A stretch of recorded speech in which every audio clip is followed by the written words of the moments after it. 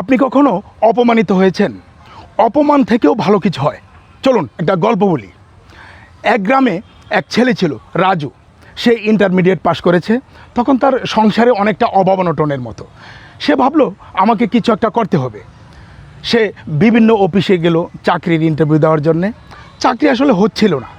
যেটা আমরা বলি যে জুতার তলা ক্ষয় হয়ে যাচ্ছিল, রাজুরও কিন্তু জুতার তলা ক্ষয় হয়ে যাচ্ছিল, কোনো চাকরি হচ্ছিল না।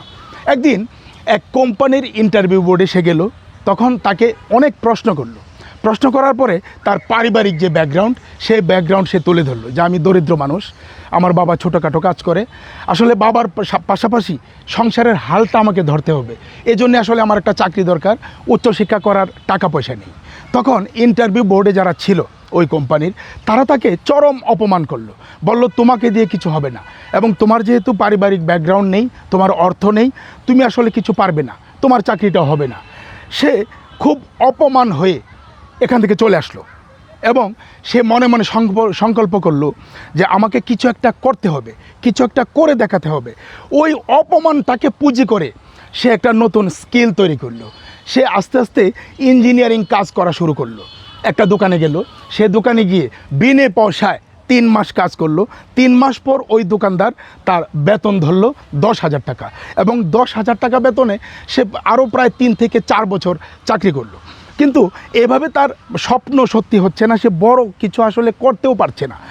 একদিন তার যে স্কিল, তার যে কর্মদক্ষতা, সেই কর্মদক্ষতা দেখাতে দেখাতে একজন ডোনার পেল।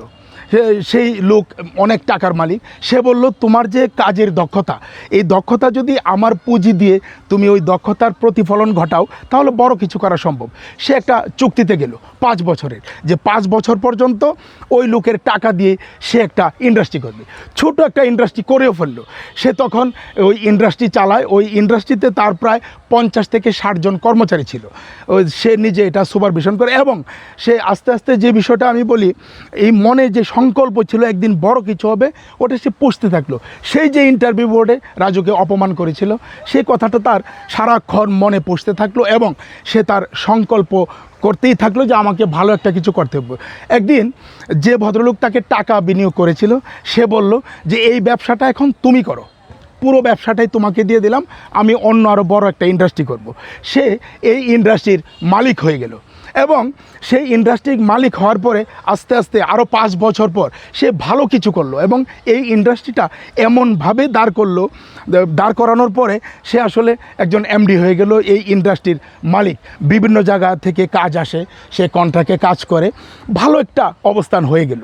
রাজু একদিন ওই যেই অফিস তাকে অপমান করেছিল, ঘটনাক্রমে ওই অফিসে একদিন সে তার কাজ দিতে যায়, এবং ওই লোকজন দাঁড়িয়ে যখন দেখে যে ওই যেখানে সে কাজ করাবে ওই কোম্পানির মালিক রাজু, তারা সবাই উঠে দাঁড়িয়ে রাজুকে সালাম দেয়, এবং রাজুকে তারা চিনতে পারে না। কিন্তু রাজু তাদেরকে চিনিয়ে দেয় এবং বলে, মনে আছে সেই কয়েক বছর আগের ঘটনা, আপনার এই অফিসে আমি চাকরি করতে এসেছিলাম, আপনারা আমাকে, আমি জীবনে কিছুই করতে পারবো না বলে অপমান করেছিলেন, এই জন্যে আপনাদেরকে ধন্যবাদ। আপনারা যদি আমাকে অপমান না করতেন, তাহলে আসলে আজকের এই সাকসেস আমার হতো না, আজকে এই ইন্ডাস্ট্রির মালিকও আমি হতে পারতাম না।